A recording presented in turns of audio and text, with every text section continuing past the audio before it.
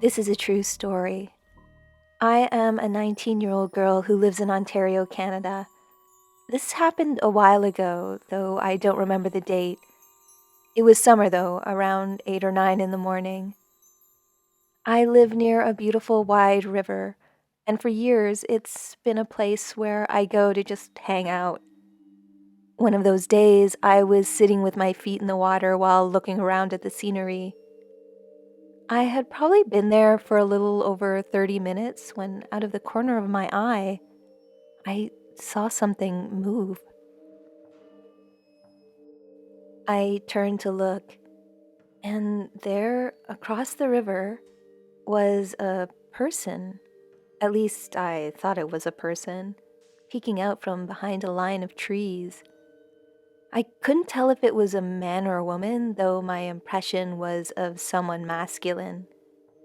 He had long white hair and pale, almost light gray skin that shimmered a little in the sun. He looked young, maybe late teens or early 20s, and he was very tall, maybe 6 feet or more. Half his body was showing, peeking out from behind the trees, mostly just his head and shoulders. He wore some sort of green collar around his neck and something else that kind of looked like ebony armor from the video game Skyrim. I don't really think it was armor, but it looked like something similar. He was also absolutely beautiful.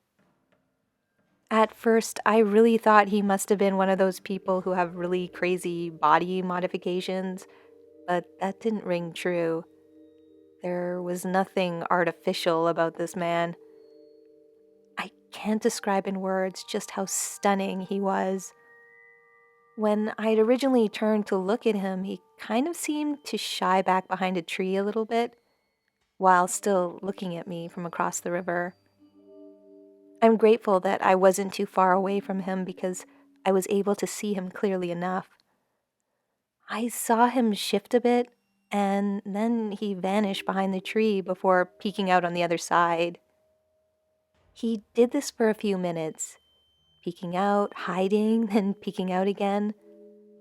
At one point, he gently tilted his head, and I could see a green earring dangling from his ear. It must have had a small bell on it or something because I heard a small chime when he tilted his head. I kind of felt like he was flirting with me, or maybe trying to get me to come closer. It feels weird to say it now, but that's what it felt like. Eventually, after maybe a few minutes, another person came down to the river, and the young man quickly took off into the trees. I could see his white hair flash between the leaves until I couldn't see him anymore. I've gone back to that spot to see if I can meet him again, but I don't think I ever will, unfortunately.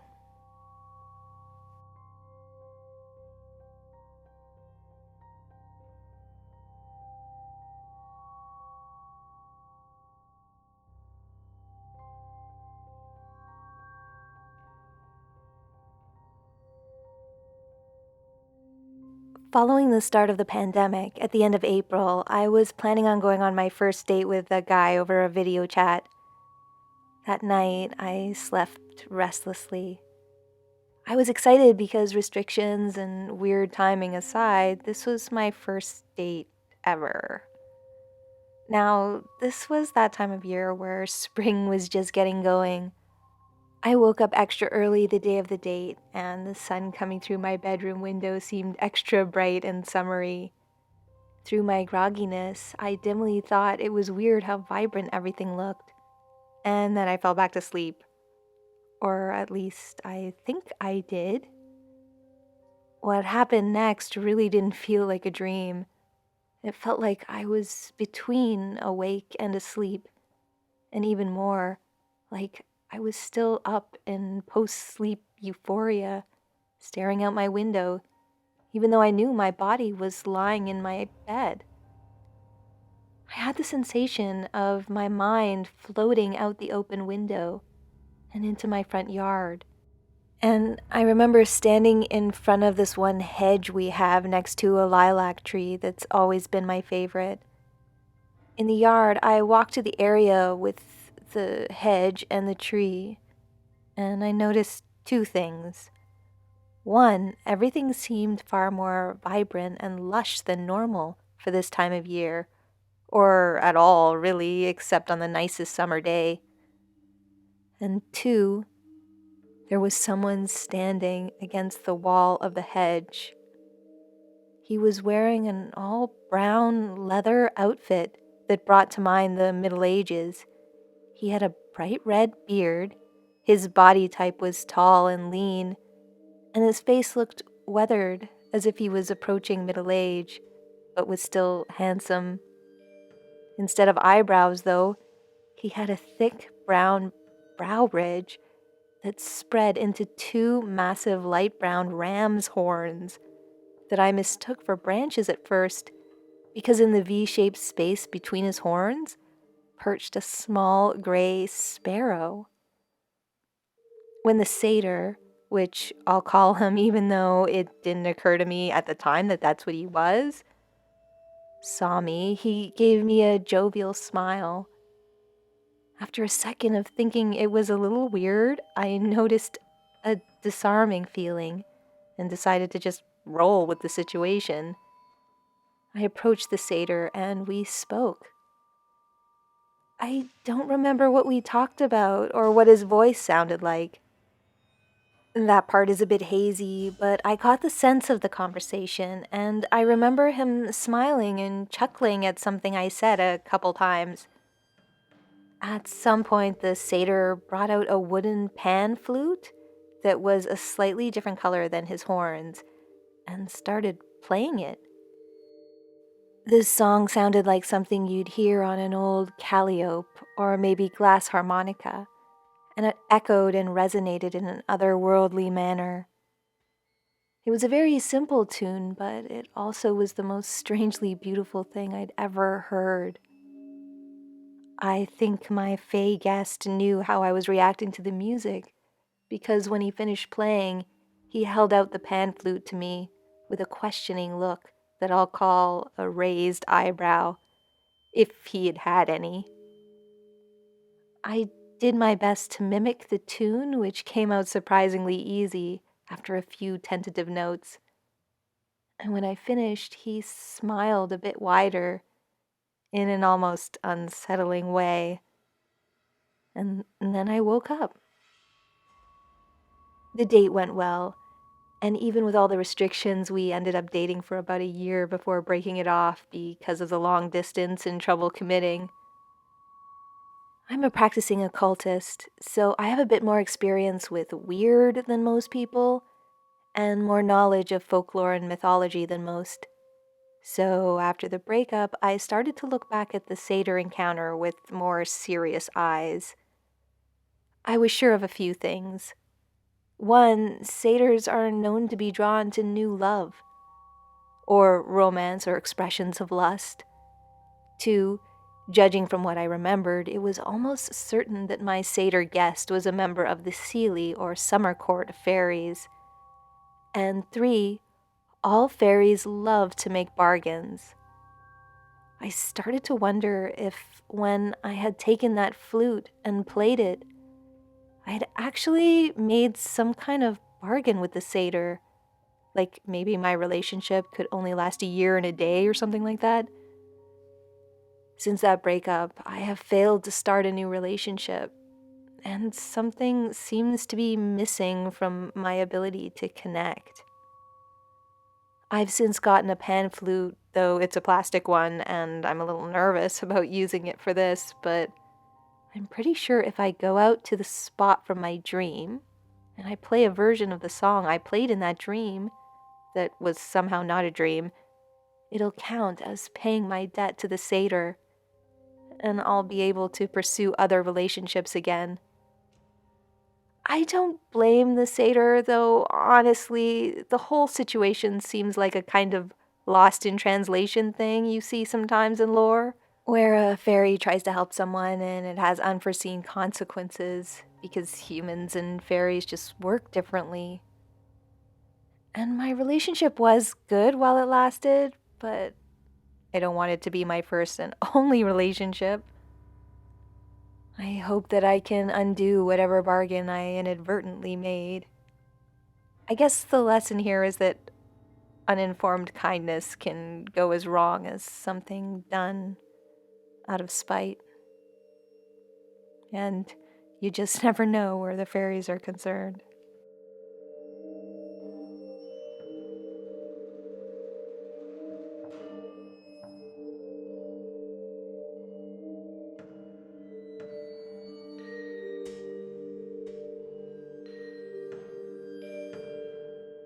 Something strange happened to me that honestly made me think twice about what's out there. I was on my way to my sister's wedding in Iowa. It was a long drive, and I booked a hotel room in Nebraska, planned to stay one night, and then drive the rest of the way the following day. When I arrived at the hotel, I went straight up to my room. On the way, I got a bit lost because all the hallways looked the same, and I passed a room marked VIP. There was something about the room as I passed it that gave me a weird feeling, but I didn't think too much of it. After finding my room and settling in, I sat down on my bed and began scrolling through Facebook when I heard a faint knock at the door. I had ordered some food, so I opened the door right away, assuming that's what it was.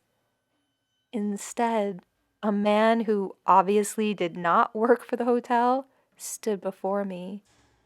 He wore a suit made of animal skin and was weirdly handsome. When I greeted him, he didn't respond, but instead pointed towards where that VIP room was. Was this supposed to be an invitation? I told him that he had the wrong room and that the VIP room was that way. He seemed a little disappointed, but moved away down the hall.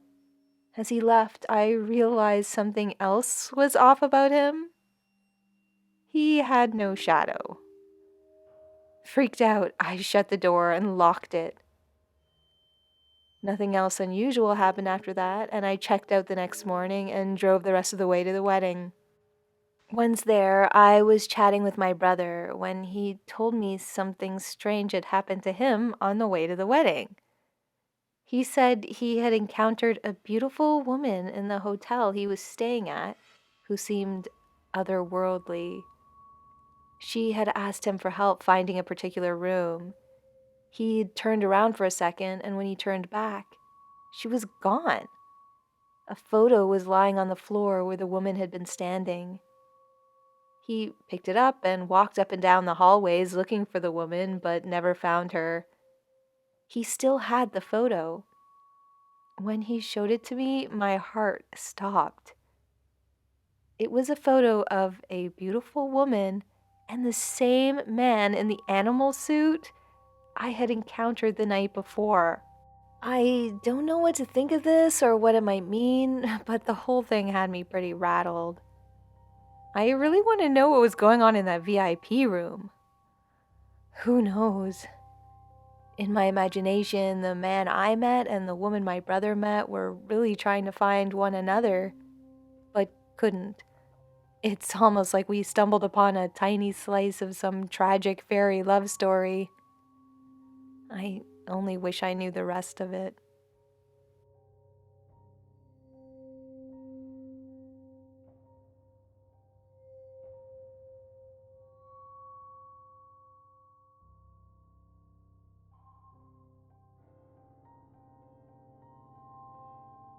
This happened in Wales, in the Brecon Beacons. I'd been walking along a track at the side of a river through a wood in an area rich in fairy folklore. I'd gone there to take photos of the area as part of my own research into fairy lore. I got to a point where a large rock had fallen and blocked the path. As I stood there, wondering whether to try and climb over the rock or go back, I spotted a tiny piece of paper next to my feet. On it was written the words, "Thinking of you." felt like it was no coincidence that the rock had stopped me in my tracks just where I would find this tiny note. The logical part of me knew it must be part of a letter someone had torn up. But something else told me this message was there for me. That the fairies are out there in the wild places and wanted me to know.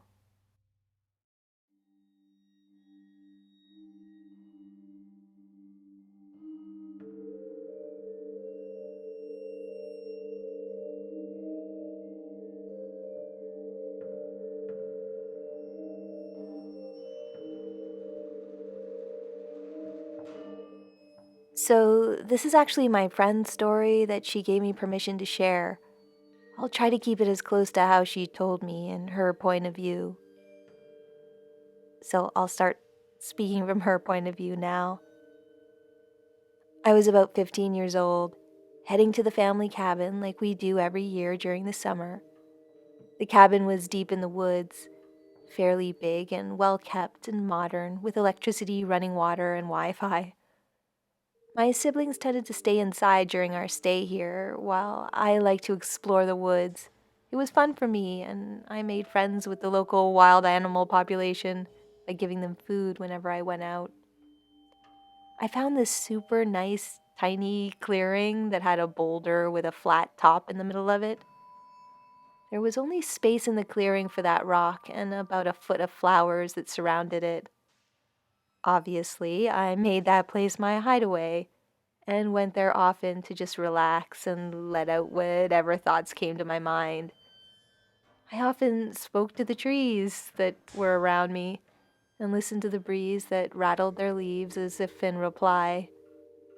So I guess you could say that the trees were my only friends while we were up there on summer vacation.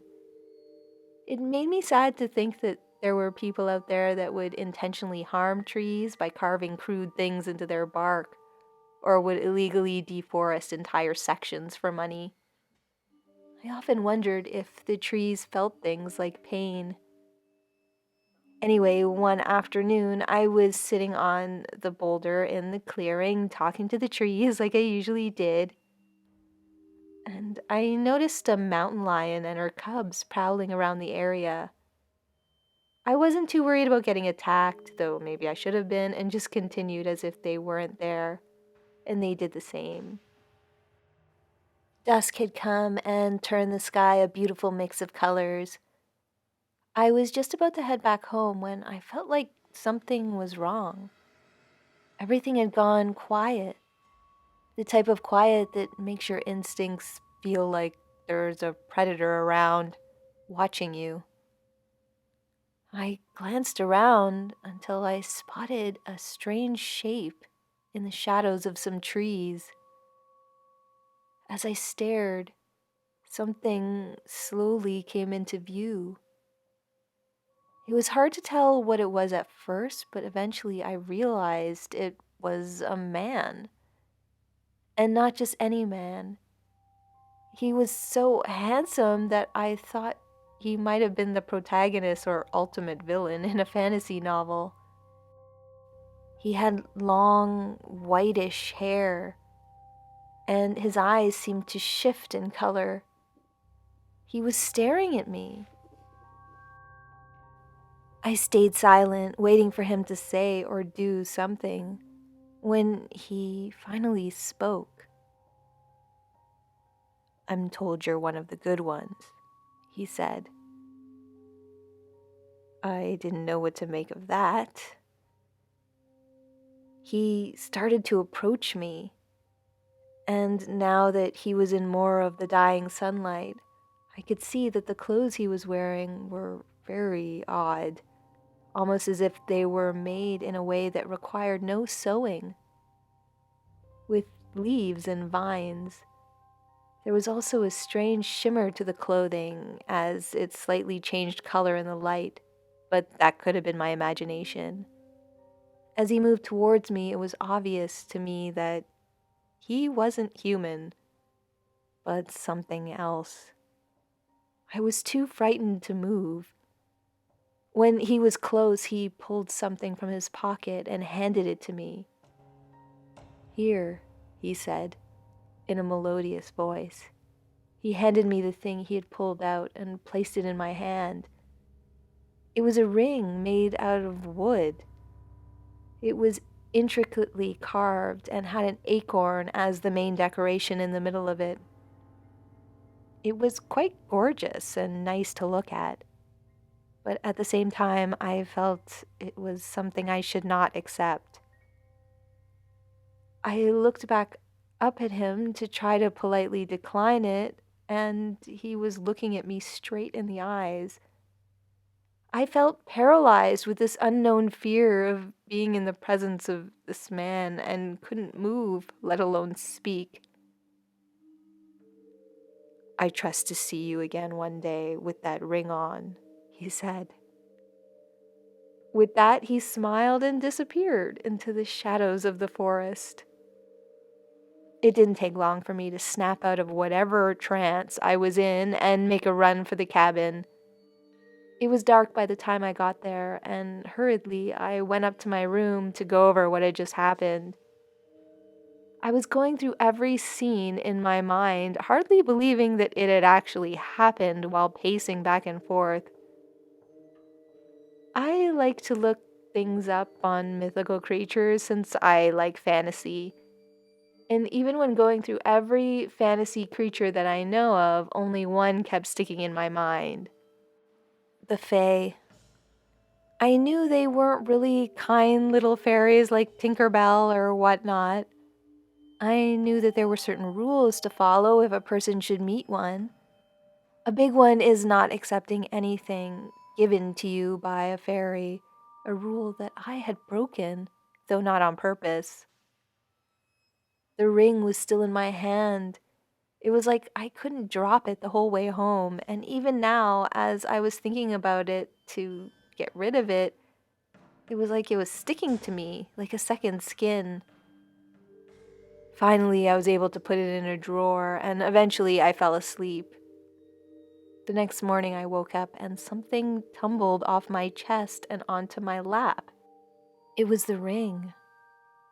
I knew I had put it in a drawer, and with the bedroom door locked, no one could have come in to play a prank on me with an item they knew nothing about. Honestly, it freaked me out. I had tried my best for the rest of the stay to keep it put away so that it was out of sight, out of mind, but the blasted thing kept appearing in places where I couldn't miss it, as though making sure that I wouldn't forget about it.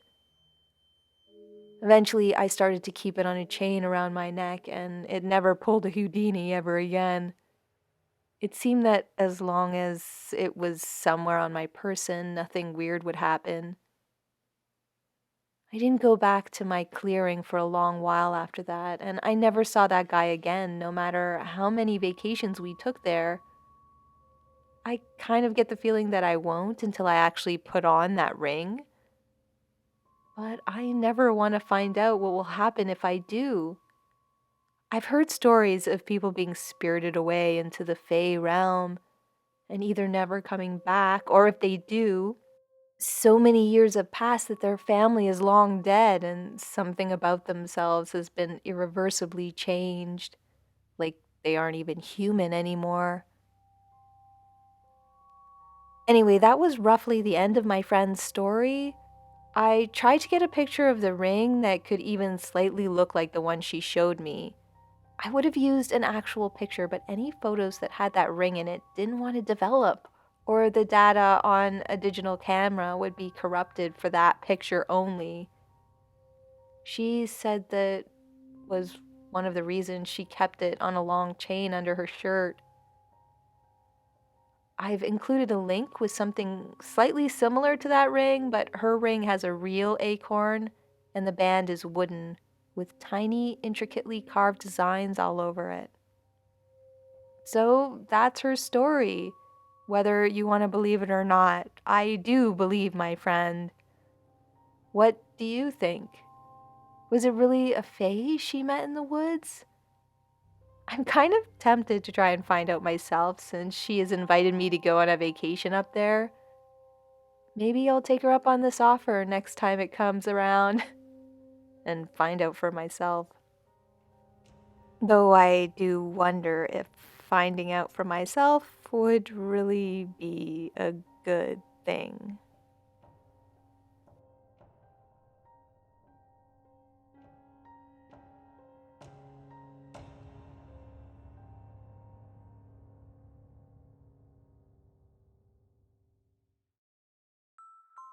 Thanks for watching, and thanks to all the subscribers who submitted their stories for this one. Let me know what you thought of these stories in the comments.